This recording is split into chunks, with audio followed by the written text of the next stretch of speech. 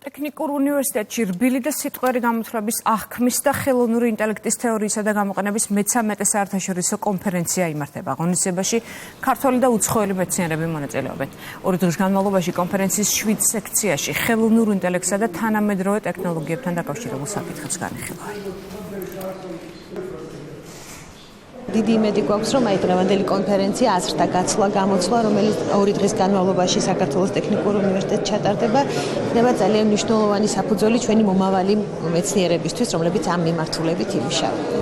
საქართველოს ტექნიკურ უნივერსიტეტში ტარდება ძალიან მნიშვნელოვანი საერთაშორისო კონფერენცია, რიგით მე-13, რომელიც ეძღვნება აღმოჩენილი მათემატიკოსის ზადეს თეორიას, რომელიც საფუძველზეც შეიქმნა ის, რასაც დღეს ქვია ხელოვნური ინტელექტი.